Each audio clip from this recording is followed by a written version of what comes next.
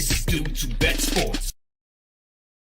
What is up, everybody? Welcome back to the show. Welcome back to another Thursday as we kick off another Thursday on the channel here. All right, Papa Dude, we got a lot to talk about. We're going to talk Preakness. We're going to talk NBA, NHL, and I don't know, maybe something else if we get to it. We'll see. But are you ready to discuss the very controversial Preakness? That is the question.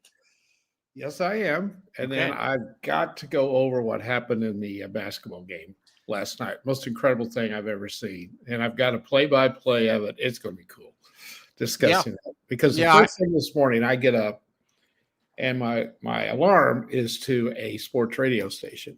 Mm-hmm.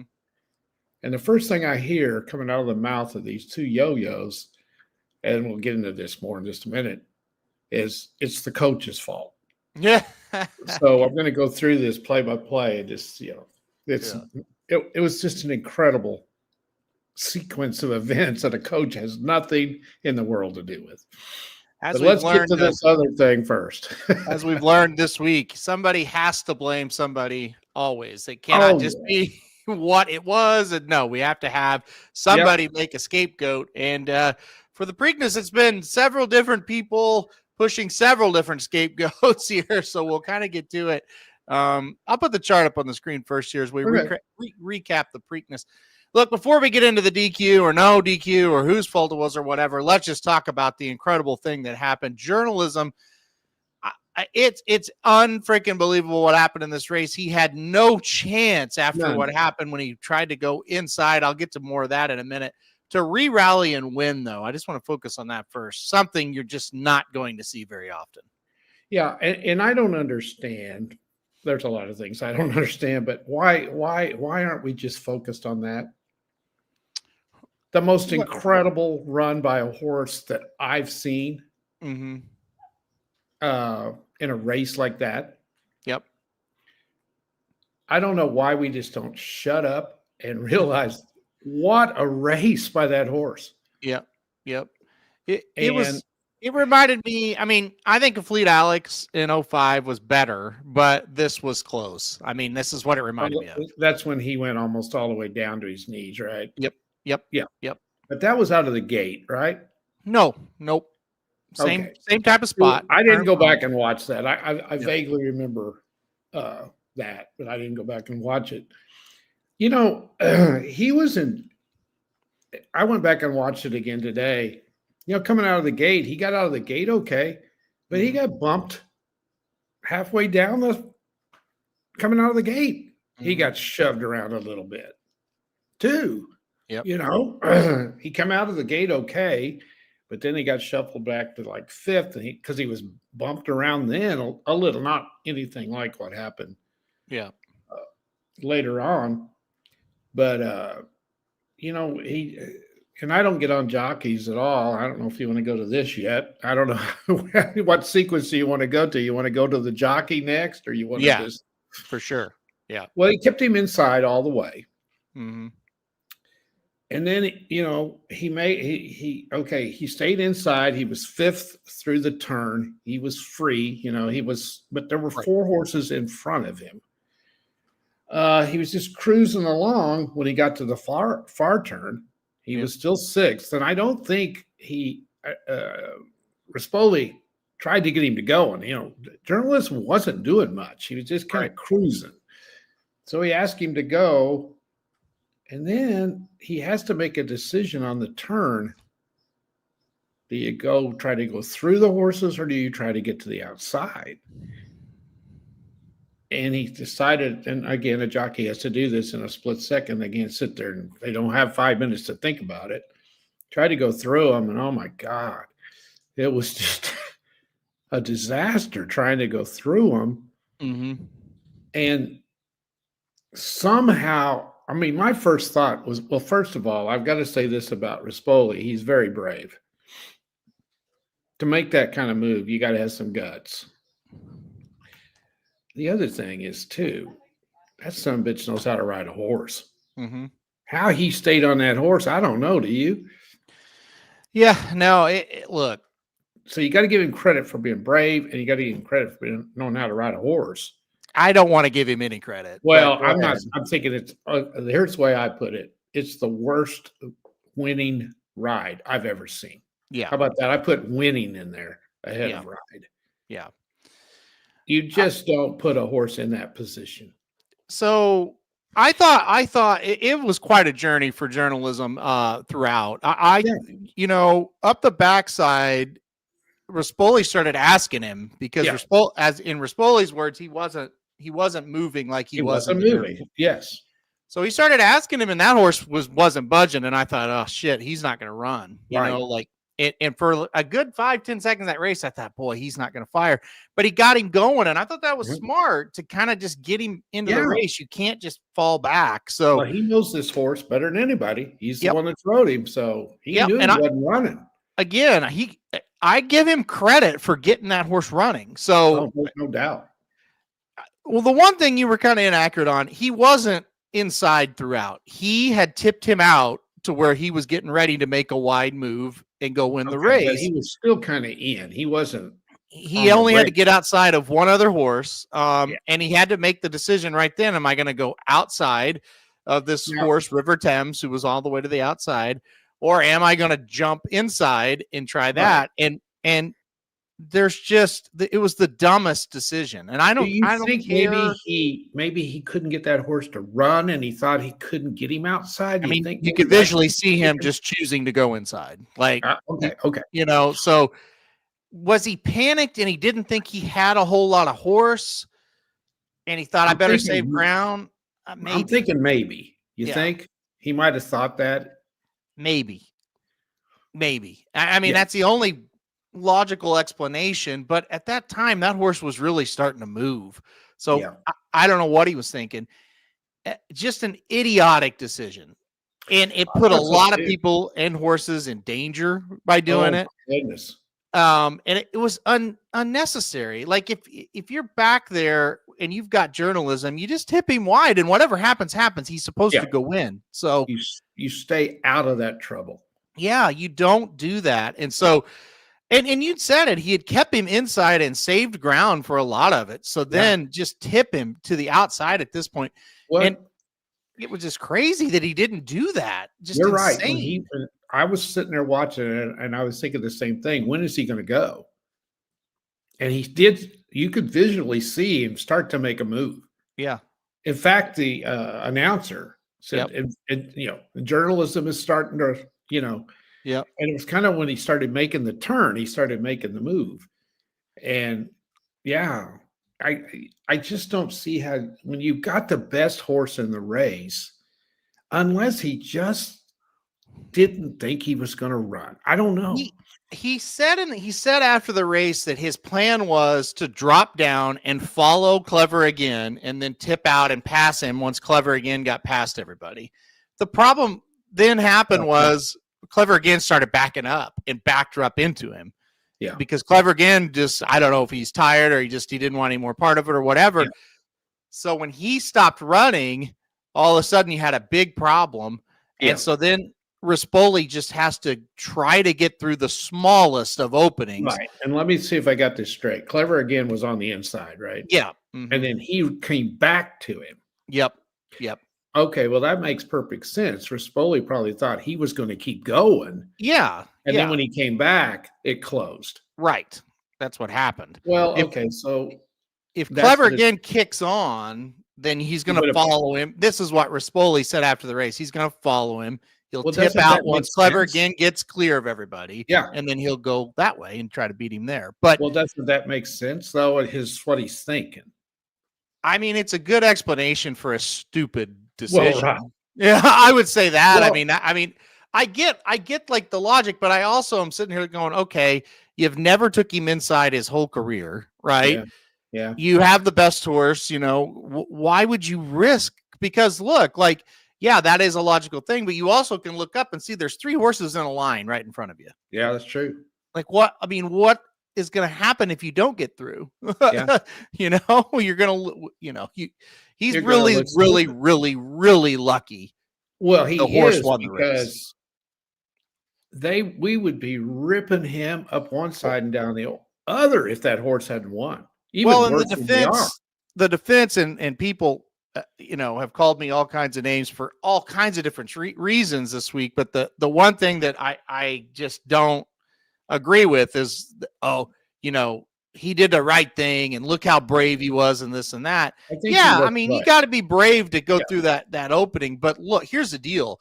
If that horse doesn't win, none of you are saying that. You're all saying how stupid he is. And because the horse did something otherworldly does not change the fact he put lives in danger. He put horses in danger, and he put all the betting public's money in danger when it just didn't need to be that way. Yeah. So, and then the other thing that makes it look so bad is if he had gone to the outside, of course, you don't know this, but if he had gone to the outside, he had plenty of horse to win the race. There's no doubt about it. Dennis Trusty, I was texting with him. He said the one thing about it, I think the horse got pissed off after all that and started running. Because he said, you kind of saw that in the San Diego Derby. They kind of bumped him around and he got pissed and took off. And so maybe that was kind of the thing. I don't subscribe to that really, but I do think there's something to it. It's like he did kind of get mad and start running again. I'll tell you another thing. I think he's damn lucky that he had to chase down Gosker and not somebody a little better too. Before we get on to the disqualification, let's talk about that, because you're spot on. I think if it's Gosker ran a good race, I don't want to take anything away from him. No, he didn't. But be thankful. He was tired stopping. He's not that good. Yeah. And that helped a ton. I don't think he would have caught Sovereignty, do you? No. So he got lucky. Because Sovereignty, what would have happened if he's make all things being equal? We have no idea how Sovereignty would have run, but all things being equal, Sovereignty would have been about 4 lengths ahead of him by the time he finally got going, and there's just no way you're going to catch him at that point. Yeah. So, you're probably not catching a lot of, speed horses that they've kind of had it their own way. It's going to be a hard time to catch them. But, with Gosker, he was strong. I mean, he ran a strong race. He put Clever Again away. And but still, he was getting tired. Yeah. But again, you cannot give this horse enough credit. No, the horse deserves all the credit. Every ounce of this is the horse. He was unbelievable in this race. And you know what? He's strong. Yeah, he is. The way he got knocked around and he didn't go down and he didn't quit. He's got slammed around and everything else. And it was, wow. What a strong horse. Yeah. And the mental aspect of this horse is incredible, in my opinion, because he got knocked around. He got his, like I said, it's his strength, and he got his bearings back together, but he saw the horse in front of him and said, I got to keep running. I mean, a lot of horses, when that stuff happens, they're running in place to the wire. I mean, they're done. Yeah. I mean, 99.9% of them. That's right.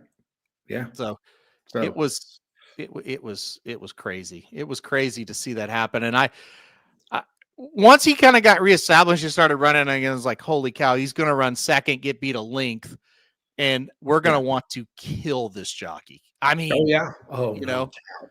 because it also, like, I watch races obviously from Pimlico, but not a ton because they just don't run a ton there.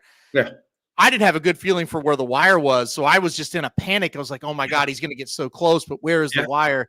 And, thankfully it came at the right time for journalism to get up there. And you know what did McCarthy, he said, he goes, oh my God, another second. That's what he thought. Mm-hmm. That's what he thought. Yep.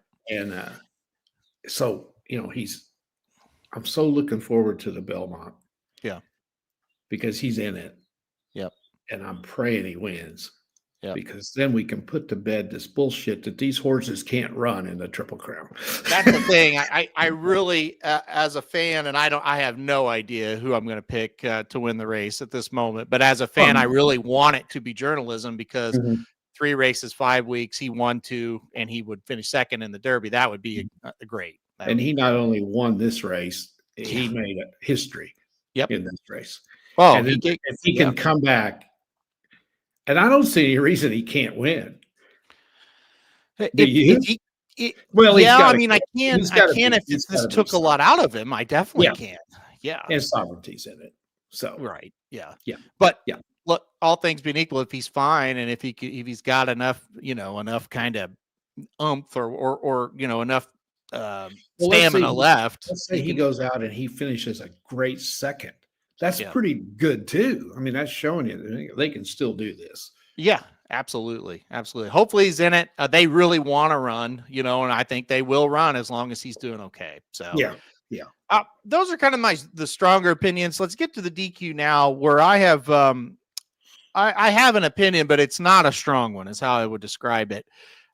This has been heavily debated, and before I go on, I have heard very respectable people that are on both sides of this that I trust. So that's what kind of makes it. This is not a slam dunk for my opinion of this.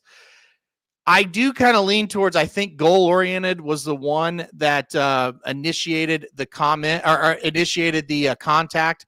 And I think goal oriented was the one that should have been disqualified. But I will say this, I will listen to everybody's opinion on that and say you might be right, because there's a lot of respectable people, including Steve Asmussen, that thinks journalism started it and made contact, which made goal oriented react. So again, I've looked at the replay 100 times. Yeah. I just can't see where journalism made contact. That's where the problem is. Yeah. Or I would jump on that bandwagon. I just couldn't see it. I think goal oriented just frankly got spooked that a horse was racing that close to him. Because why wouldn't he? Because it was stupid to be in there in the first place. That's right. So, yeah, if you're gonna disqualify the horse, it's because of the jockey's stupidity. Yeah. I told John White right after the race, I said, if there was ever a situation where we could disqualify a jockey but leave the horse up, that would be the answer here for this one. Think that's why they didn't disqualify him, because they just couldn't deny this horse and the effort that he made? I think it's two things. I think that is part of it. Yeah. I think this is part of it. Steve Asmussen, so Rob White says it's almost like you have to assume journalism made the contact, but Rob never saw it either. Some people swear they saw it, right? But again, I'm with Rob. It's like, but here's what Steve Asmussen said. He said, horses don't do that kind of motion that goal-oriented did unless they get hit in the ass. He said he had to have gotten hit in the ass. And it's hard for me to argue with the greatest living trainer of our time right now. I agree with that totally. No argument. Look at the record books. We run races to win them. He's won more than anybody in the history of the sport. How can I, an idiot sitting here in my office, argue with that? I can't. But I can't find where it happened. That's the problem. Yeah. But I'm with you. They know a lot more than I do. Mm-hmm. And if he said that, there's got to be some merit to it. I agree. And so, like, I was talking to John about it, and John and I have the same opinion of it was goal-oriented. And he kind of said what I said. He's like, I just can't agree with him because I can't visually see it. Yeah. But it had to have happened. I don't know. So I don't know either. Yeah. I'm just damn glad. I'm just going to make a comment here. It'll piss everybody off. Maybe I don't give a shit. I'm glad they didn't disqualify him. Yeah, I agree with that. Would have ruined this whole damn thing. So I think it's two things. I think you are right. I think that's part of it. They did not want to do that. Mm-hmm. The second part of it is I think they determined Clever again was the one that got the worst of it. Yeah. And I think they looked at it and said, look, he finished 9th. He was stopping. Yes. Probably was going to finish like 6th or something like that. We're not going to ruin this whole thing to move a horse up to 8th that would have finished 6th. Do I agree with that logic? No, I do not. But do I think that's what happened? It's not fair to Oscar, right? I don't agree with the logic. No. But like you said, no, it's not fair to Oscar. It's really not fair to Clever again, because that is something. Yeah, but I don't agree with that logic, but I think that is what the reality of what happened was. I think the first part is That was such an incredible race Yeah. by that horse. Mhm. They could not disqualify him. Mm-hmm. That's what I think it is. Mm-hmm. And then your part is the same. The only one, that is Gosker. He's the one that, Mm-hmm. if I was the owner and the trainer of him. Of course, the other argument is if he's good enough, he should have won the damn race too. Yeah. You know what I mean? With a Yeah, horse for sure. knocked around like journalism did, and you had that big a lead on him, and you couldn't hold him off. But I just think if I was in that decision making process that these stewards were, I would have just looked at that and said, guys, we don't have enough evidence here. We don't see that he hit that horse. We can't see it either. Mm-hmm. Are we going to disqualify this horse who just pulled off one of the most amazing things ever? Yeah. I don't feel like they ever thought that for a second. I feel like it was goal oriented was the one that they may have looked at. But here's the other thing. It took like no time and they called it official. And so that was so I was on the air and we were on VEASAN, Samich and I were on VEASAN, and the race ended and we had like 8 minutes left in the segment, 8 or 9 minutes. I can't remember. It was about half. The segment was about half over, right? Yeah. And I told Samich, I was like, we're probably going to talk about this for the next 2 segments. There's no way they're going to make a decision. Yeah. In this segment, we're gonna have to carry this over. And he's like, oh, I have no doubt. And then it was like 7 minutes left in the segment and it was official. And we were like, whoa, that was wild. They didn't, it's almost like what you're saying. And again, I don't think you really, I don't think you really agree that like logically it makes sense, but I think exactly how you're kind of how you laid it out is what they did. They basically like, no, we're not doing that. I'm glad they had some damn common sense. Mm-hmm. Yep. It just clever again was done. Yep. That had something to do with it. That had a lot to do with it. He was done. Mm-hmm. They couldn't visually see, as you've looked at it 100 times, as John White has looked at it 100 times. Yeah. They couldn't see any. They couldn't see that he hit goal oriented. Yeah, and that's where it's at. And so common sense. They didn't have visual evidence of it. Yeah. As most people would have to agree, they don't either. Yeah. And it was a sweet story. Mm-hmm. Then piss on it. We'll take the heat. And I think that was the decision. I do too, because the decision was too fast. Yeah. I mean, like I said, I don't necessarily agree with all that, but I mean, I agree with what you're saying, but I don't agree that should have been what the stewards did, but that's what they did. That's the reality. From what I saw, and I watch a lot of races too, not as many as you do by any stretch, but I've watched a lot. I would have been so pissed if they'd have disqualified that horse, just from a human nature aspect. Yeah, I mean, from a like a fan perspective, yeah. For sure. In the heat of the moment, I thought goal oriented was coming down because I hadn't listen. When you're on the air, you can only watch this thing once. Yeah, all this stuff, it's hard. It's hard to kind of process it all. You're trying to do a show, and I thought I just looking at it once, twice. And I think goal oriented is coming down, and then nothing happened. So I was like, oh, that's kind of surprising. And then, like I said, I got a flood of people in the comments saying it's journalism. And so I went back and looked because in the heat of the moment, I didn't want him to come down either. It was a good money for us as well. And so I thought, next day, because once you get past that first day, it's like, okay, it's all paid out. Who cares? Let's go look. And I'm just like, I can't see it. I just can't see where the contact was made. So, but again, why I don't have a strong opinion, and I'm not trying to be diplomatic, but like I can sit here and listen to John White and other people I really respect tell me something, and then I can listen to Steve Asmussen and he tells me something totally different. Yeah, it's like, well, I like and respect both these guys. I don't really know what happened, Well, okay, so you got both very respectable people that know more about it than even you do. Yes. And they can't, they're differing on it. They're on different. Yeah. Mm-hmm. You go with the common sense thing. And I applaud the stewards. Well, I think, again, I think if Clever again, like, re-rallies and runs second, there's a lot more to it. And I think that's kind of the big thing. Didn't they pull him up pretty much?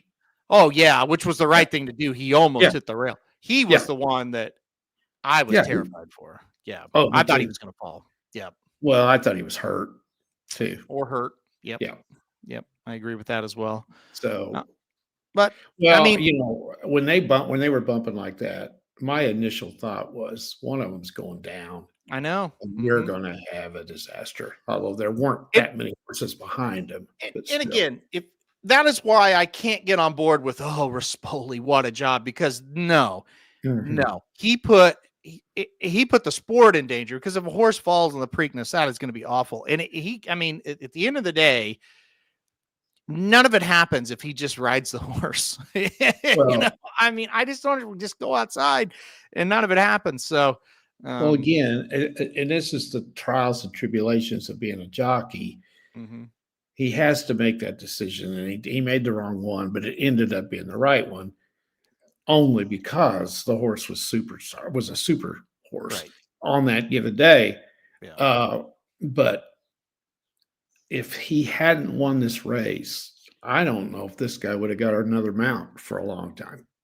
I don't think he should have the mount on journalism anymore, but that, that's, that's just my opinion. Now, I haven't watched, I saw the interview or the press conference. I didn't watch the whole thing, but I watched some of it after the race later on. And I never heard a whole lot of, now I didn't watch the whole thing, but I didn't hear a whole lot of back and forth between the trainer and the jockey in the part that I listened to. I'm not sure the trainer was real thrilled with what happened. Oh, he was pissed. Yeah. Yeah, I kind of got that impression too. Well, Asmussen described it as Rispoli rode journalism like a rented mule. So I thought that was hilarious. I mean, he was that? Oh yeah, he was hot. If you haven't listened to the Steve Big Show, the Steve Big Show was that was yesterday. That'd be Wednesday. Steve Big Show. Go listen to the Asmussen interview. He is brutal on Rispoli, which he should be. He's super pissed about what happened. And he's super pissed about the rules of horse racing. And he was talking about how Junior Alvarado gets fined for something that's irrelevant in the Derby. Yeah. And then there's no punishment here for this. He's like, it's just a joke. So, and I agree. How do I sit there and listen to all that and disagree with the man? I don't. So, well, and if he made a statement like that, he doesn't do that. No, that's what made it a great. He's very calm. He was very out of character in a good way. Yeah. That's not him at all. No, he was pissed, and he should have been. Yeah. But it's given us something to talk about, and it's spiced it up a little. Oh, this has been one of the best Triple Crowns series that we've had. It is. Yeah. The last time we were talking about it, we were so pissed off because Sovereignty wasn't running in the Preakness, and now we have another story, and we've got a head-to-head again if they both make it to the Belmont. And it looks like they are at this point. Well, we got a story now. I ended my Preakness video thanking the connections of journalism for going, because think about if he wasn't there, what we would have missed and how much better it was because he was there. So we wouldn't have had anything in this race. Yeah, it would have been. I don't know if I guess Gosker wins it, if the journalism isn't there. Well, you look at the rest of this field. Yeah. I don't know what do you think about Clever again? Do you think he's not as good as we think? So it's hard because he was clearly going backwards, right? Yes. And he was right where he wanted to be too. I feel like people are like, well, we don't really know on Clever again because he was going back or because he got interfered with. And I'm like, for sure, I agree. However, he looked like he was dropping back pretty badly. And the horse that was right behind him almost won the race. So it's not like the pace melted down. No. So I don't know what to make of him. I don't either. I was extremely disappointed because he had the lead right where he needed to be. Yeah.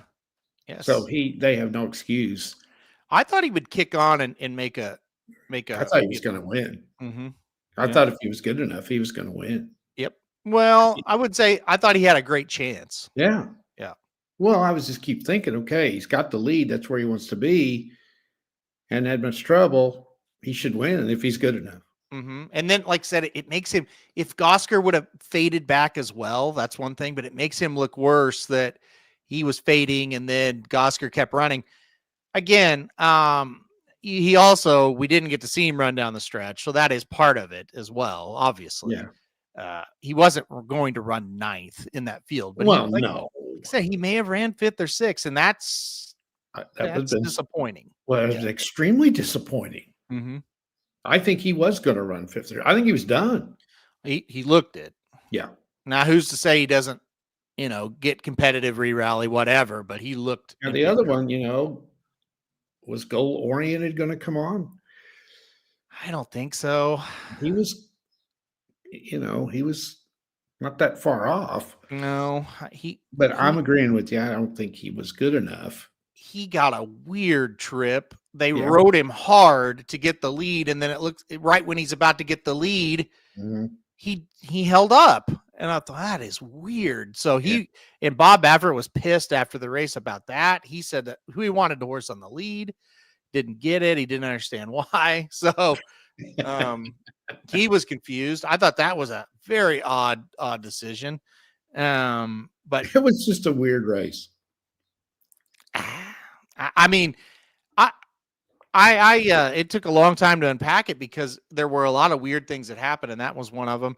Yeah, River Thames pretty disappointing for sure. Why don't we just give up on him? I'm going to give up on him going long, and I give totally up on Sandman. I thought he was just had all the chance in the world to win. I mean, that was his race right there, his chance. Yeah. Only 6 horses right now for the Belmont. I do think there'll be some late additions. I think we'll get 8 or 9, but it'll be a smaller field for sure. Yeah. Sandman needs to come to Indy. Yeah, that's be about his level there. Indiana Derby. Yep. And that's still, that's a decent horse that can go win those. I don't know. Yeah. I mean, I think he could win. He's not a bad horse. He's not a star. Right. Yep. Not very many of them are. So Hill Road is going to the Belmont. Well, as of now, there were 3 horses going to the Belmont as of Monday that aren't as of Thursday. So, but Hill Road is pointing towards it. Yeah. Well, I hope we get more than 6. Well, right now, Journalism, Baeza, Sovereignty, Hill Road. Those are kind of your Rodriguez. And then there's one other one that is slipping my mind at the moment, but those are the 5. And then there's one other there. So, yep. Well, it's going to be fun. It is going to be a lot of fun. I just hope journalism is in it. I hope so. Mm-hmm. I hope he is. Me too. Because we've got some real interest if he is. Yep. Me too. It wouldn't be funny if he has a new jockey. I don't think they'll do it, but I think if we were racing at Santa Anita in the 5th race and we had a horse win with that trip, and then we're going to run him in 3 weeks and another claimer or whatever, I think you'd have a new jockey. But it's tough. Like these big races, you're going to get criticism from people if you take him off. You just are, Yeah. And that's criticism you don't need. Yeah, exactly. You got enough to worry about than what's having to answer all those questions. So. Yep. And you did win. So that makes a big difference. Mm-hmm. Yep. You did win. And that's always good. Yeah, that's always solves a lot of things.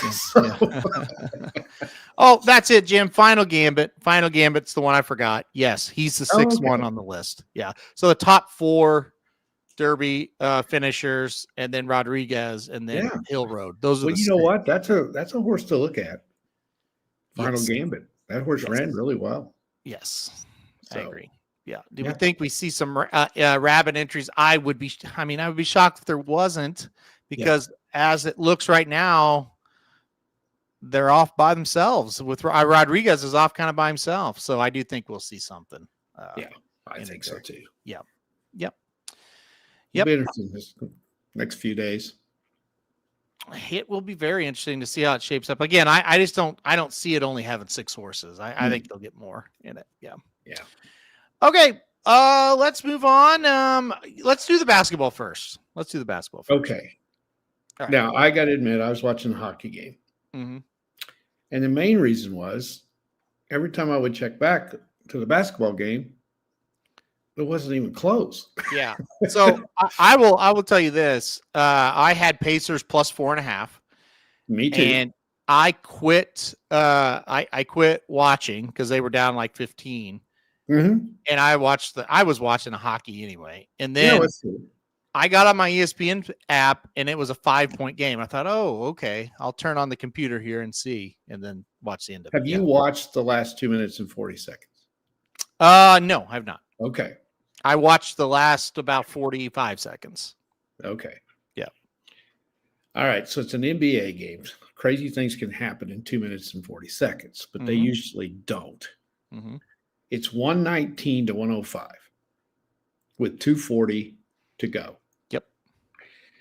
And Halliburton hits a 3 with 2:37 left.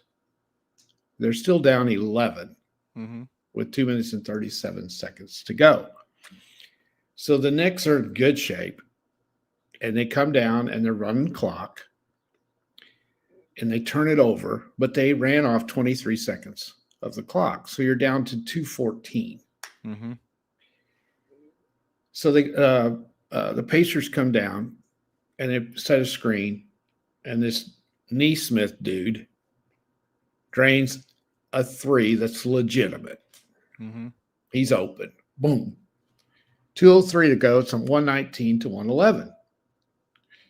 Okay, so then the Knicks come down and they screw around, and they run off clock again, but they get an off-balance 3, and they miss it.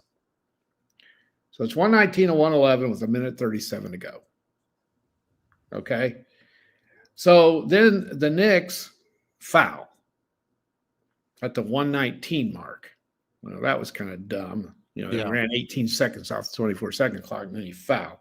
Indiana only makes 1 free throw. They missed the second one. 119 to go, you got 7-point lead. And you have the ball. Yeah.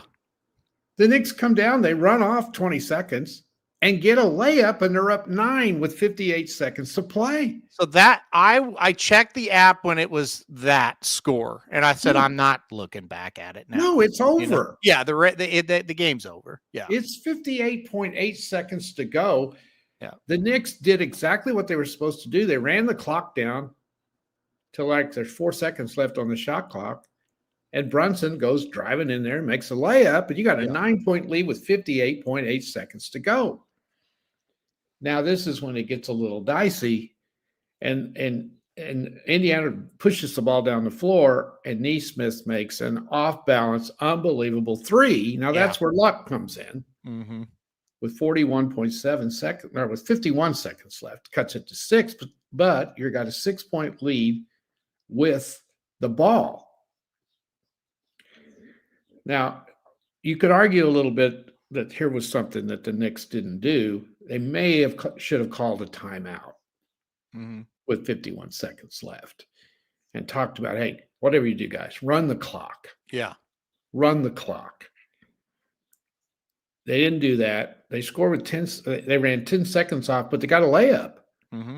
They got an 8-point lead with 41.7 seconds left. Yeah, and even the plus 4.5 pacer better as myself was like, it's going to take a miracle. Yeah, because all you're wanting to do is cover. You're right, and I'm just thinking it'll take a miracle to even get this to 4. Yeah. So Neesmith has already hit 2 layups or 2 threes in the last 2:40.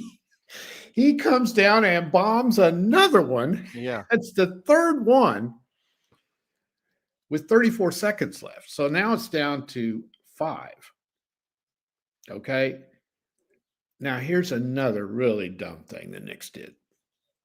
I think they called timeout then, or maybe Indiana did, because they got the ball to inbounds it at the half court with 34 seconds left. They got it in, but they kind of got a little scramble there, and they had like a 2-on-2 going to the basket. Instead of pulling it out, Yeah. you got a 5-point lead. Run as much clock off as you can. Mm-hmm. They didn't. They went for the shot, and Towns missed it with 29.9 seconds left. He misses it. Yep. No, they turn it over. They mishandled the pass that went inside. So then Neesmith comes down and hits another three. Yeah.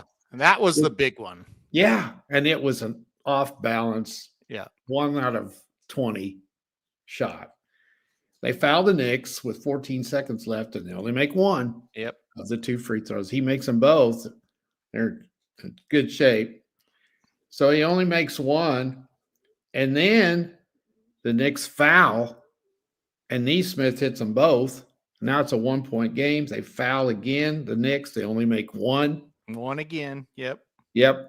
And then and that still would have won because Halliburton's shot, which everybody thought was a winning 3, ended up being the 2 to tie it up. Now I think you got to give the Knicks some credit for coming back in overtime and having a chance to win it, and not just totally quitting.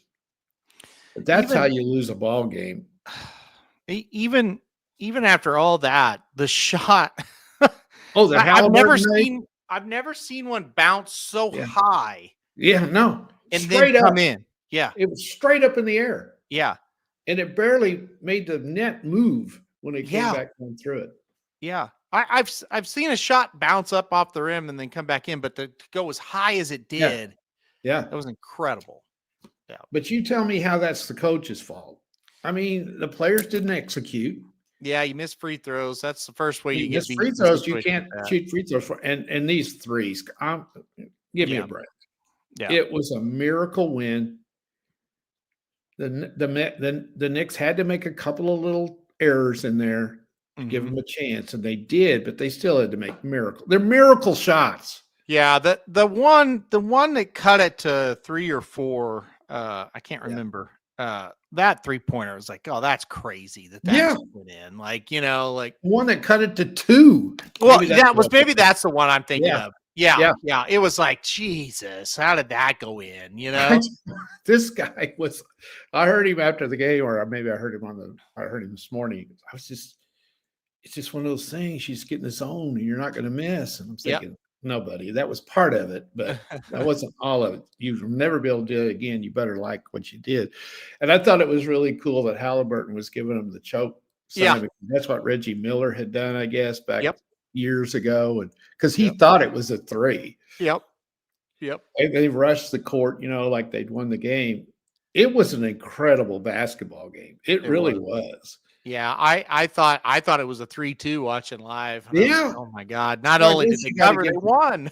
And you got to give the Pacers some credit too, because they thought they had the game won, and so they had to go back out there and it was nip and tuck all through the overtime. As well. Well, from a betting standpoint, the whole game, I watched 99% of the time I'm on the hockey game, but the whole game I'm following it. I've got it on a second screen, or I'm following on the phone, and I was just like, this bet's not gonna cash. Like you could just tell. Yeah, I didn't have enough points, because it just felt like the Knicks were in control. Well, I was sitting there kicking myself because I thought, I really didn't have a real good feel on it. I don't like those game ones because you don't really know.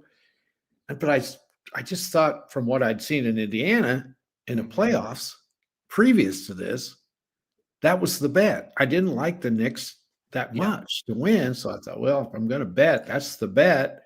Yeah. So I was kicking myself the whole time. Why did you just do anything with this game? Yeah. Because you didn't have a clue, really.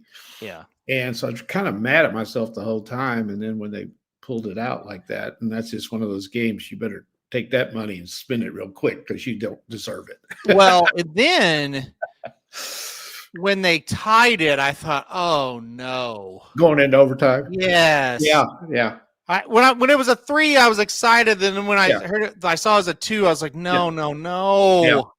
Yeah. Yeah. they're going to lose this in overtime. It's going to be awful, but they didn't. So I felt pretty good in overtime because I knew they had the momentum, but you just never know. Yeah, but you know how betting is. I know. You sit there and think of all the ways you could lose. And well, I've lost all those ways, and you have too. So when you do this every day, you take the highs with the lows. That's John White. When we watch games, it's always like, okay, how can this go badly? Oh, that's the negative way. That's right. Yeah, you always think of that. Oh yeah.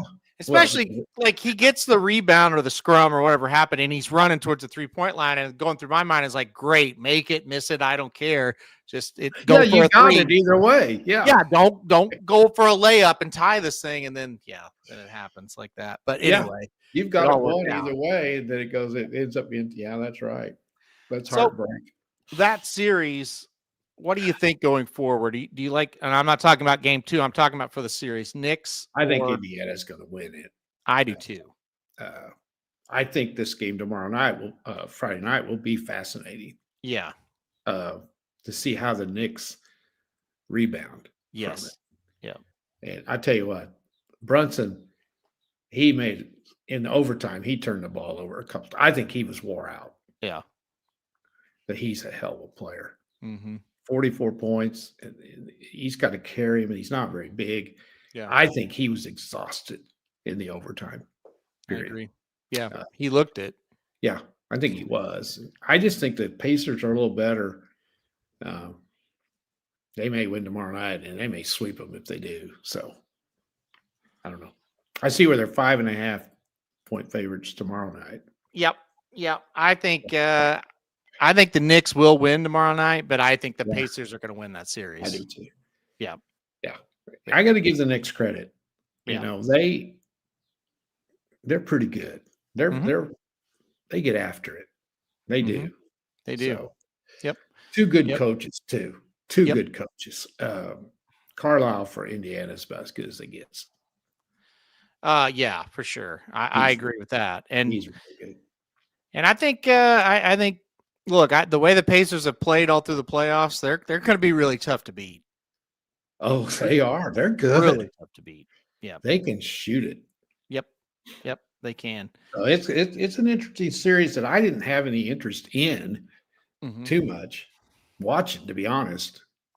This one I do, the one we're going to talk about next, obviously. But now I do. Now I have some interest in it. Yeah. So it was a great game. It was classic. Well, the last 2 minutes and 40 seconds of this because I didn't watch any of the rest of it to speak of. So yeah. Well, what about this one? T-Wolves and Thunder. Thunder bad first half, great second half. What do you think? Are they gonna I think this will be an easier series than Denver, but what do you think? Yeah, I think so. Especially if Edwards is hurt. Yeah. And he looks kind of banged up. And I don't think that T-Wolves got much of a chance without him. Yeah. I thought I was really afraid at the first half and the first part, the Thunder did not play well till midway through the third quarter. Right. They were 4 down. And the size of the Timberwolves was really bothering them. Minnesota's huge. And that bothers the Thunder. And they were having trouble getting shots. They couldn't even get a shot. And then all of a sudden, their defense picked up. And that's what they can do. They can just explode. And when they get to going on defense, and their defense is so underrated. You don't think of them being great defensively when you see the points that they put up most nights. I picked them tonight. Because I don't want to. If I'm going to bet, I'm going to bet them because I don't want to sit there and root against them. So I think they'd get the job done tonight. I do too.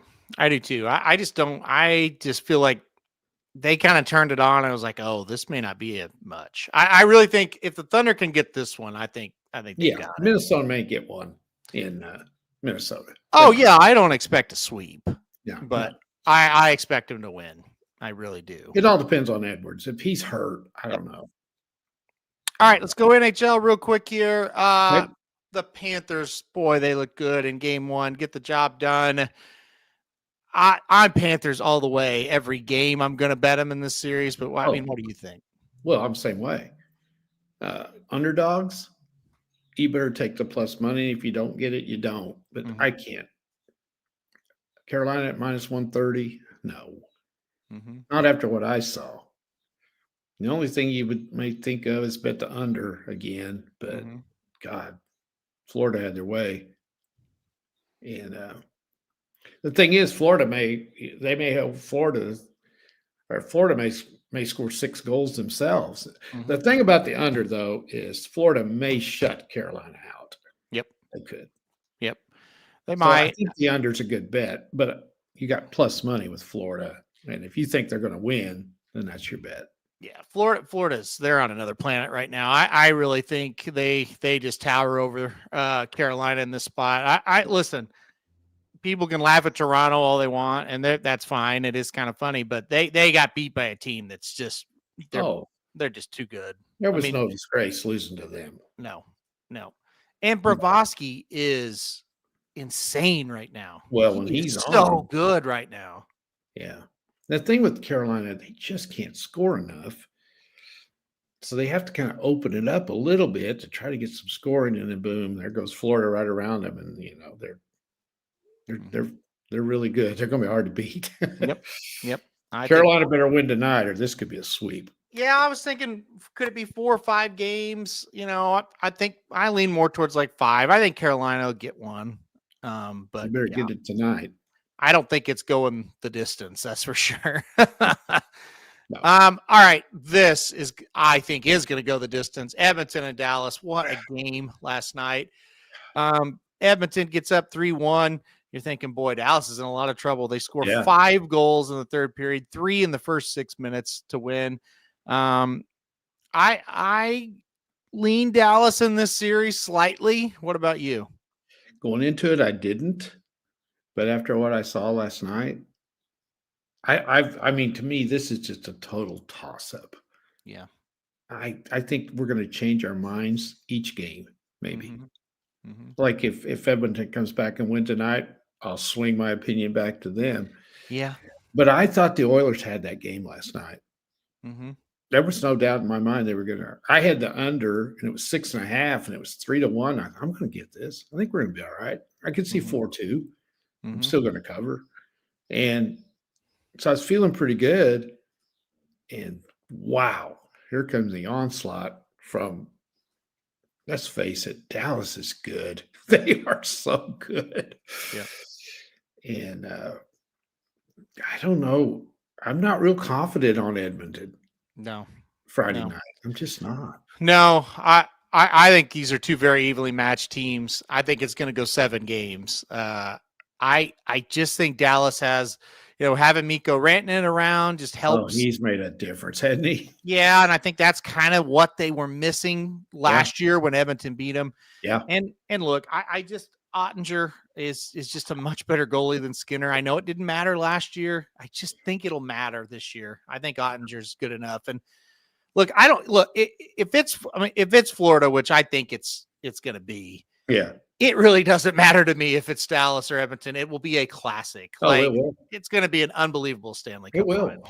Yeah. This hockey has been fantastic. And by the way, has Dallas turned into a hockey town? Those crowds are crazy. Unbelievable, aren't they? Yeah. Yeah. 25 years ago, people in Dallas, Texas didn't even know what a hockey stick was. Yep. And now they may replace the Cowboys. It's unbelievable. Those crowds are incredible. The crowds in these NHL games this year have been unbelievable everywhere. Of course, Canada has always been, How about Florida? Florida's been unbelievable. Dallas, the crowds at Dallas have been, incredible. The crowds in St. Louis, I think, were the best they've ever had. Because they came out of nowhere. That was a loud building that affected play this year. Yeah, it's hockey is just. I was listening to a couple of Oklahoma guys that don't watch hockey, and Gabe Eichert was who I'm talking about, and he was talking to Teddy Lehman, and he goes, "Hey, have you been watching any of this hockey?" And Teddy Lehman goes, I've never watched hockey before, but I am this year. Yeah. He goes, I want to go to a hockey game. This Yeah. is incredible. Yeah. Yeah. He goes, I want to go to a big time. I think they've been to minor league ones, but Yeah. he said, he said, this is, and Eichert said, it's must see TV for me. Yep. No, I've never watched hockey. I plan my whole day around it. That's from the very first drop of the puck of the first round of the playoffs until it's over. I plan my whole day around it because I don't miss a game. I will say I could not watch Washington and Carolina. It was the worst playoff hockey I've ever seen. Just too boring. That was horrific. Yeah. But the rest of them I haven't seen one series where I wasn't enjoying it. I mean, it was fantastic. Even sorry not to bring salt in the wounds, Kevin, but even like the Hurricanes and the Devils, it was pretty good. Like that series was pretty good, and the Devils were a team that just, you kind of figured they were going to get beat pretty easily. They put up a fight. So, I would like to pat the Jets on the back too. No, for sure. Yeah. They made they're not near as good as Dallas. No. And they made a series of that. I thought the Jets would get beat pretty easily and they didn't. So I'm with you on that. They're pretty dang good. Yeah. Yep. They fought it. Yeah, and I'm with Rob. That is a cool setting there in Winnipeg too. But, yeah. Yeah. I don't think anything's as cool, and no one does it better. A lot of crowds, they have whiteout or they have blackout or whatever. Every playoff game in OKC, in Oklahoma City, you either you're supposed to, you have a T-shirt. They give you a T-shirt. Right. Nobody does it better than Oklahoma City at wearing the shirts. Yeah, it's crazy. Yeah. It is so awesome. Yeah. Because every single person in there puts that shirt on. Mm-hmm. It's so cool to watch it. Because they actually give you a T-shirt at these other places when you have a whiteout. Yeah. I think you just wear white. Yeah, most of the times you're just supposed to show up in white or whatever color. Yeah. This is every seat in the place has a shirt. You get a shirt when you come to the game too. Yeah. And of course you're paying for it with your price of your ticket. Right. Anyway, that city is just going crazy. Yes. Down there. They love the Thunder, and that's not basketball territory either. They don't give a shit about basketball at all. So Mark, I've always wondered this. Every person, when you scan it, has it on. Yeah, and how do they fit? Good. How do they all know? fit? It looks pretty good on them too. I know. I don't understand that. I would say they put large. But how does that fit some people? I don't know. Well, they're putting it on their over their clothes. I bet it's an extra large shirt. Yeah, probably. Because you see a lot of guys, whatever they're wearing. Those guys down at the bottom look like they just come from their office. They got like a tie on, and then they got that shirt over it. Yeah, it's like, and you look at that crowd in New York last night. And my God, they got every kind of garb on there is. Right. Yeah. But I thought they looked old-fashioned compared to some of these crowds we're seeing. Of course, in hockey, you've all got the same color on because you all wear a sweatshirt or you wear a jersey. I was to say, you wear your sweater. Yeah. I would like to have the hockey jersey business in Dallas right now because everybody in Dallas has got a hockey jersey. Yeah.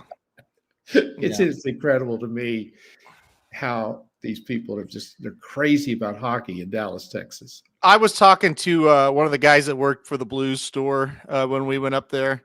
Yeah. That Jimmy Snuggerud, the kid that just came up 2 weeks left of the season came up and he's already, and so there was a Snuggerud jersey. There was one hanging on the rack and it was like a small or something, So I was talking to him about it. He's like, dude, he said, we got a guy in the back and all he's doing is putting his name and number on jerseys.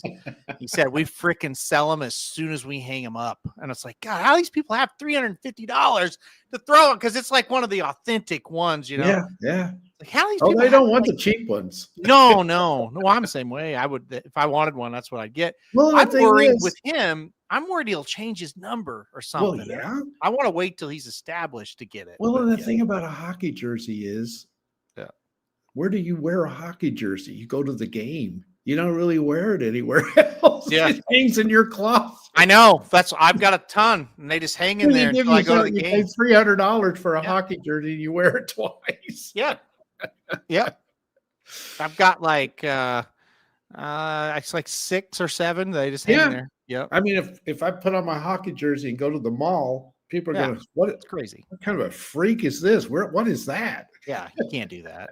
No, you Cannot do that. Not in You- Joplin, Missouri. You can wear it if it's like you're going to a bar that's a hockey bar. You can wear it. Well, or there's a hockey game playing and you want to go in and watch it. Even in Yeah. Joplin, I think you could do that. You could if you're there for the sole purpose of going to Yeah. watch the game and You other just people wanna are hang there. out. Yes.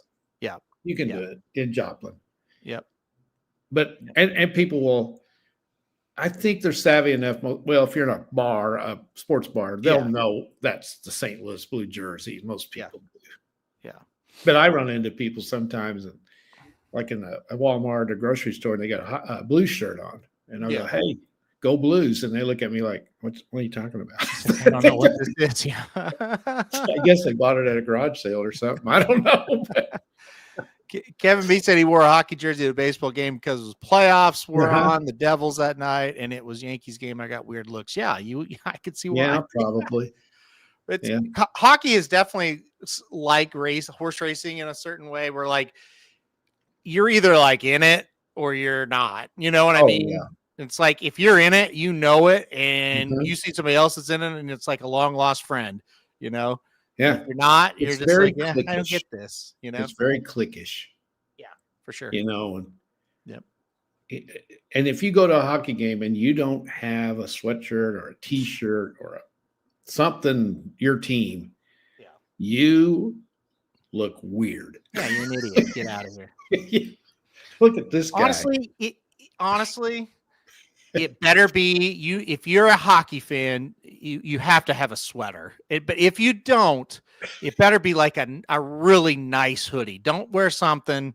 No. You know what I mean? Like hockey fans, it's either like the hoodie I'm wearing here, that like the players wear, or it's a sweater. There's not. Don't send anything else. That's not right. acceptable.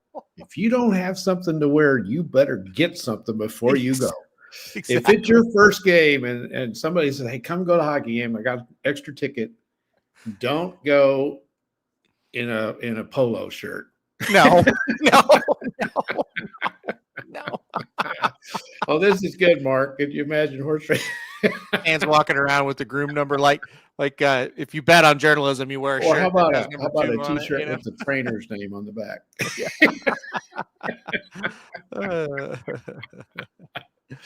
That's good stuff. Yeah, it's also that's part of it as well. It's cold outside. Or cold inside. Sorry, cold inside the arena. So you need something long sleeve. Yeah, don't be afraid of being hot in the arena. Yeah. So like when Magic and I went and watched, he's a Red Wings fan, so we went and watched the Red Wings, and then we watched Tampa back to back in Vegas, and we were wearing shorts, but we had hockey jerseys on. Oh yeah. And we'd go in with the jerseys and shorts, and it'd be good. So yeah. Oh yeah. Don't ever be afraid of being too hot in a hockey rink. You're not going to be. No, yeah, it was great. We were like, oh man, this is nice. Hockey sweaters and shorts. That doesn't happen very often. So yeah. In Dallas, it's probably 90 degrees or 85. You're definitely doing hockey sweaters and shorts in Dallas. It is amazing. It's such a great sport.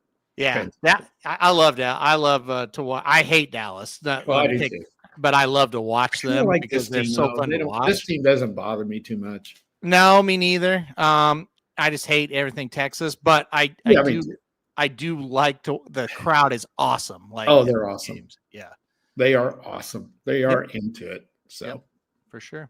Yeah, but I'm rooting for Edmonton. Oh, not me. Oh, I am. I don't like Edmonton very well. Oh, I like them. I bet Dallas. That's the other reason too, but that's the main reason. Well, I just don't. That's a very safe bet. I don't know. I don't like Edmonton very well. I've always liked them. So okay. Well, Well, you don't remember Gretzky playing. No, I know, and I was rooting for them a long time ago when they made the finals and got beat. Yeah. But was that when Pronger was up there? Didn't he? Yeah. Play for I was rooting for him then. Yeah. I just don't. I think McDavid's the best player in the league. I just can't. I don't like him that well. I don't know why. Have you heard the latest back to the NBA? People are bitching about Shea Alexander flopping.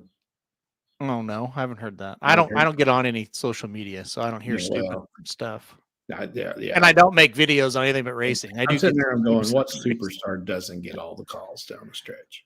That's one of the reasons I hate the NBA, because it's clearly obvious. Every It team, is. When that's you what happens. reach, and he's the MVP of the league, when you reach that status, you're going to get the calls. Yep. And it's hard to beat a team that's got a star like that down the stretch if the game's close, because that star is going to get the calls. Yep. I couldn't agree more. I totally agree. Yep. I do. Yep. All righty.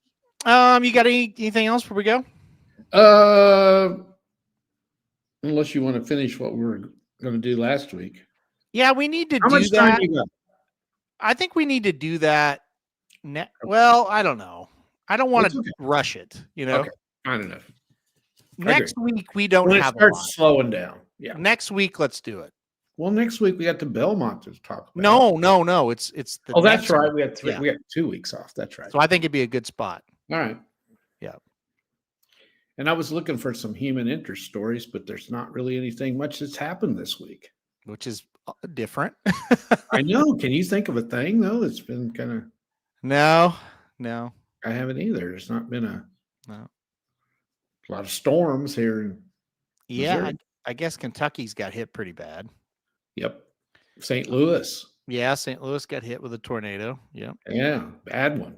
Yep. It's been. Oh, I got one. All right. You're talking about storms. This is crazy. I forgot about this. And I forgot to tell you this. The house across the street from us got hit by lightning. Really? Mm-hmm. Yep. Did it knock everything out, or? So we were downstairs watching TV, and we heard it, and I thought it hit the backyard. Like it was the loudest lightning strike I've ever heard. And I got up and looked out the backyard because I was like, "Oh my God, it had to have hit something up there." Nothing was out there. You got trees back there too. Yeah, and I thought maybe yeah, exactly.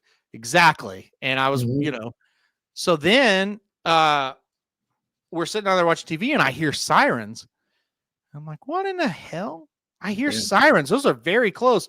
So I looked at our Ring camera, and right as I looked, here came a fire truck, and they parked right in front of our house.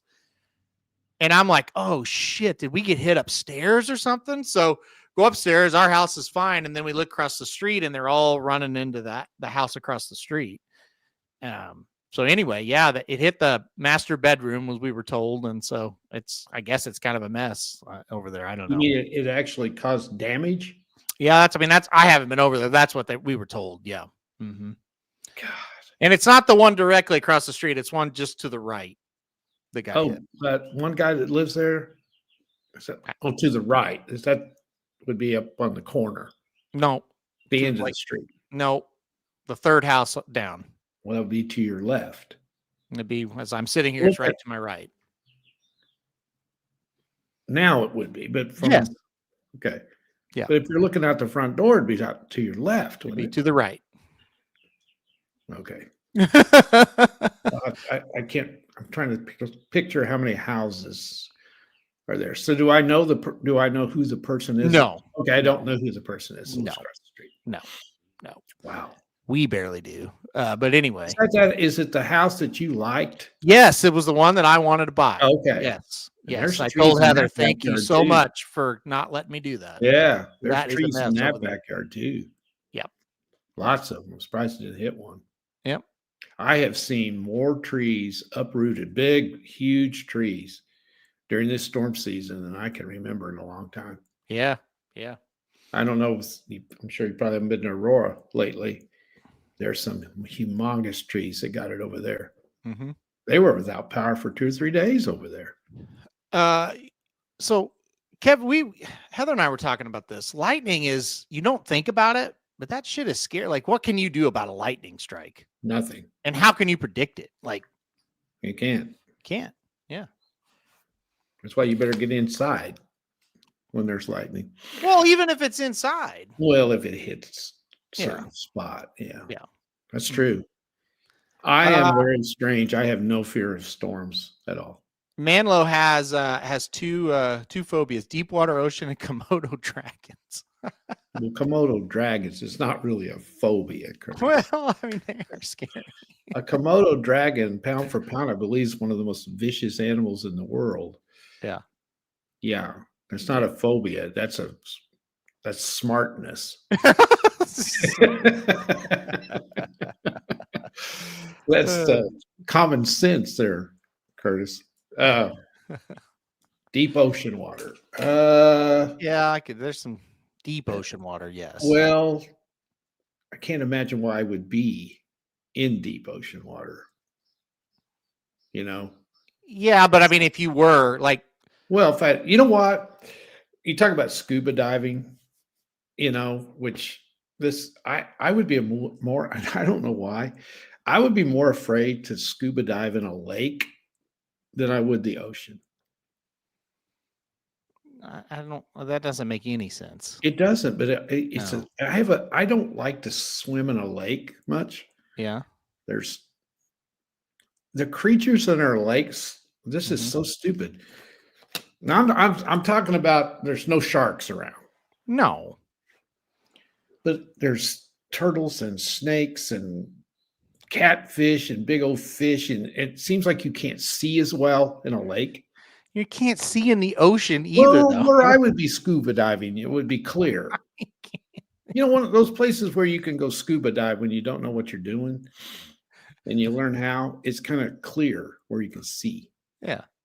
You can't see in a lake. It's too murky. That's fair. I mean, you can't see in front And of you run into trees and stuff, and yeah. I wouldn't scuba dive. I don't think I would scuba dive anywhere. Mm-hmm. Maybe a swimming pool when I'm learning how. Right. But I don't know. Like walking around in the ocean doesn't bother me at all.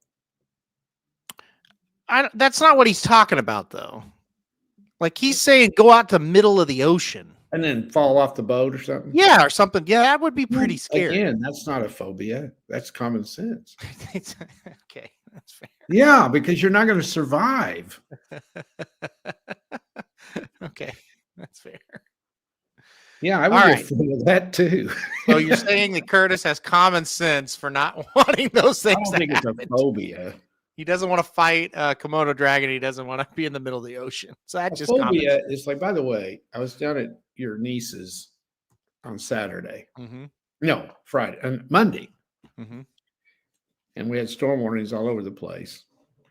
They have one of your nieces has a phobia about storms. No, I would say both, wouldn't they? One's worse than the other. Okay. Which one's worse? The oldest. Okay, yeah. I think so. I got down there about the youngest is kind of scared too, I think. Well, she may be. I don't know. Yeah. I didn't notice her as much, but we had the Weather Channel on the whole time I was down there tracking the storms. They were way down in Oklahoma and they were trying to figure out when they were going to get to Cassville. Mm-hmm. Yeah. Okay, I got you there, Curtis. Yeah, I get that. You know what? You know my remedy is for that, Curtis. I don't do it. I don't get on a cruise ship. Not because of the rough waters. There's many, many, many other reasons I'm not interested in.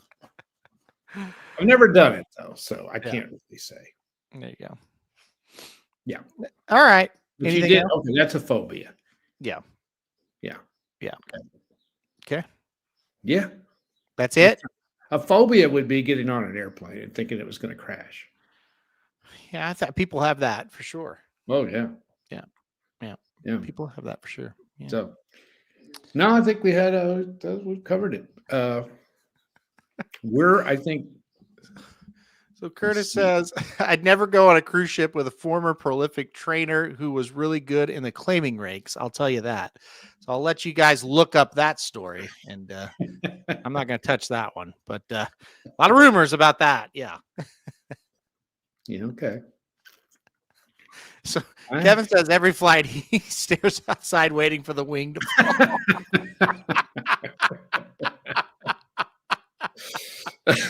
He says we're gonna die the whole time. You know, I don't have that thought. I'm not afraid to fly at all. I Yeah. just don't feel good on the plane. Like it makes you sick, kind of. Only one time have I felt like I was going to throw up on the Hmm. plane. Yeah. The other times I got a headache. It's the pressure. It's the cabin pressure. Oh, I think. yeah. Yeah. I mean, that's a thing for sure. Yeah. I don't really have a fear of it. Well, I kind of do now. So many accidents that's going Yeah. on. Yeah. I might have a little bit of, I don't know that I'd get on an airplane right now, but most of the time, no, I've never been, I'm not afraid that the plane's going to crash. I don't like the fact, when I'm in a car and I'm driving, I feel like I have control of the vehicle. Right. Don't have control of that airplane. But that doesn't really bother me. And I love the landings. Most people hate the landings. Mm-hmm. Think they're going to crash. No, I love those landings. I'm going to get off that son of a bitch. I'm getting off that plane.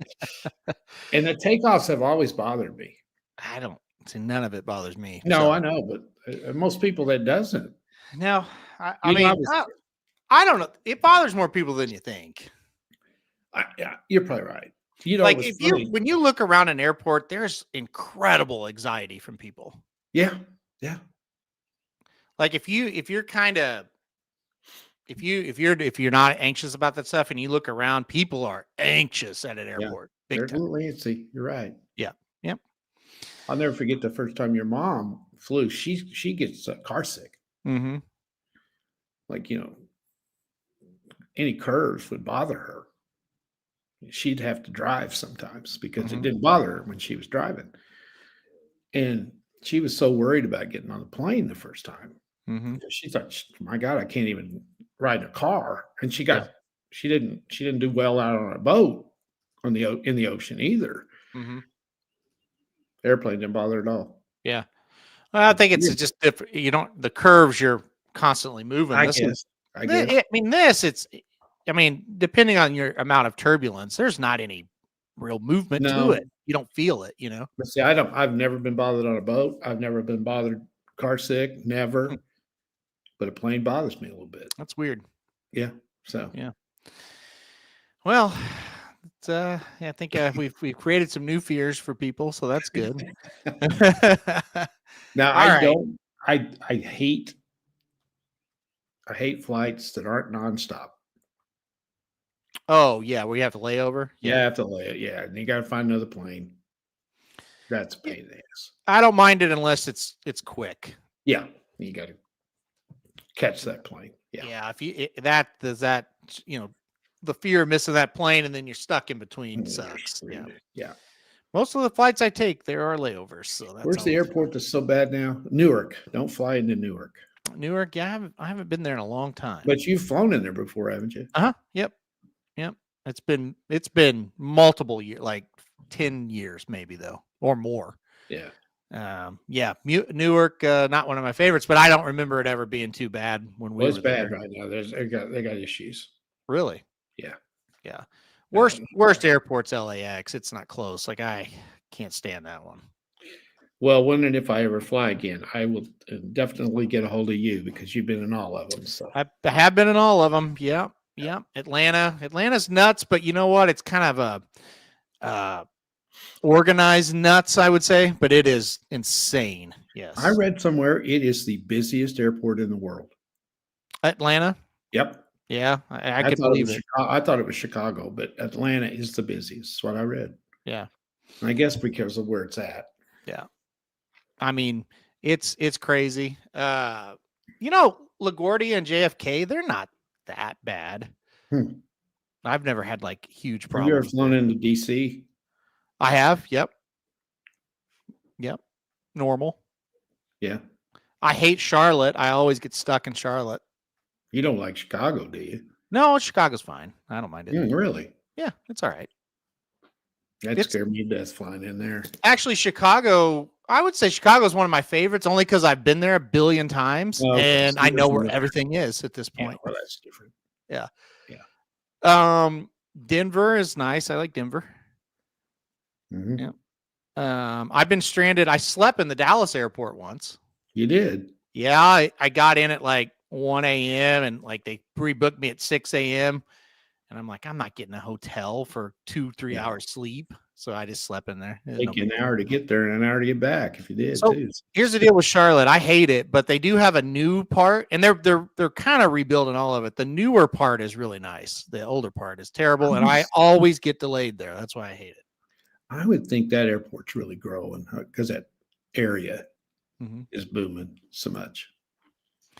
I think it is growing, and I think that's the issue. But I think eventually it's going to be fine. Yeah. That's just growing pains. Yeah. That airport down in Northwest Arkansas is booming. Yeah, I love it. That's my favorite one to fly out of. It is. Exit A is great. I love it. Yep. Yeah. Seattle is nice. I really liked it. Yes. LaGuardia. Yeah. The new part of LaGuardia is awesome. You fly in and you can walk and see where the Mets play and Arthur Ashe. It's so cool. I like it. Now the old part looks like a dungeon compared to the new part, but still, yeah. Yeah. Okay. All right. Well, there you go. There's your airport update. Yeah. Airport update. That's good. All right. You get any information you want here. That's right. Yeah. What else you want to know? Yeah. Right. If we don't know, we'll make it up. Yes, exactly. But like I said, I have been to most of them. So we should do an airport show. Yeah, that'd be fun. We just did it. Yeah. Where else do you even want to cover? Burlington, Vermont, Plattsburgh, New York, Albany. Missouri. I can tell you about those three. Springfield, Missouri. Yeah. Joplin, Missouri. I've been all those. Missouri. Tulsa, Oklahoma. Yeah. Kansas City. Oklahoma City. Been there. Kansas City. You flew into Oklahoma City? I have never flown into it, but I've picked a couple people up from Oklahoma City. Yeah. St. Louis, been there a million times. Chicago. You've flown out of St. Louis? Mm-hmm. Yeah, I've flown out of St. Louis many times. I didn't know that. Yeah. San Diego. Yeah, been there. All of them. Yep. Detroit. Right. I haven't been to Detroit in a long time, but used to go there a lot. Didn't you go to Grand Rapids once? Didn't Grand Rapids redirected because of storms one time, or were you? Wichita. No, there was Grand Rapids. You were coming back because I was picking y'all up. Maybe the plane got delayed in Grand Rapids or something. I don't remember ever going to Grand Rapids. Storms that day. You were coming from Detroit. I landed in Tampa once because of storms. And I've landed in Wichita once because of storms, but I don't remember Grand Rapids. Maybe. Yeah, there was something going on there. Yeah. I think the plane you were supposed to catch maybe in Chicago was coming in from Grand Rapids and it was late or something. Yeah, that could have been. Because you were supposed to be in Springfield. That's the time you guys lost your luggage. Remember that? Yeah, that's been a long time ago. Yeah, I can't remember what all happened. I picked you up at the airport. You were supposed to come in like at 8. You didn't get in until 11 because of storms. Yeah, up in that area. Yeah, exactly. I'm trying to think. I don't remember. Yeah, Doc says fly into Burbank. I've never flown in there, but I have flown into Ontario out in California, and I like it a lot. That's a good one. But sometimes it's hard to get into that one. Yeah. Yeah. I guess. I'm going to be doing any flying lately or in the coming days, I don't think. Yeah. I got my real ID now, so I can fly again. So no, I don't have one of those either. So that would be a problem. Driver's ed starts next Tuesday, by the way. Ooh, that's a big problem. I am dreading it. Mm-hmm. This is it. Last year? I think so. I like it. I'm done with all of it, I think. Need to be, I'd say. Driver's ed's no fun. No, and I don't know this group. Well, I know them a little bit because I've subbed over there and I can't stand them. And so I'm really dreading it. And I just don't care for this bunch. Now the girls are okay, but the boys, yeah. So really dreading it this year. Usually I don't really mind it, but got this horrible feeling something might go wrong. I would not do it then. I went over there yesterday and same old car. Yeah. Well, hopefully it could make it one more year. Looks like school got out early in Joplin today. I believe today was the last day. Yep. There you go. School kids coming home. So All right. Well, we got to get out of here. We've Yes, got we do. Blinkers Off coming on. Blinkers Off be up here a little bit later. No Magic Mike today. We'll be back next week for Magic Mike, but Blinkers Off will be coming on, and it'll be more Preakness talk. We'll get Jared's opinion on it now that he's been able to digest it a little bit as well. And kind of just the overall, why are people so angry about it? We'll talk about that as well. So, Ways of the world, my friend. I know that's true. All right, We ought to guys. be thrilled that horse did what he did. Definitely. We'll be back next week. We'll do the interview next week. I think that'll be a good week to do it. All right. Sounds good. All right, guys. We'll be back. Thanks everybody for joining us. We'll be back later. And then we'll be back next week for the show. Thanks, guys. And we'll see you all on the next one.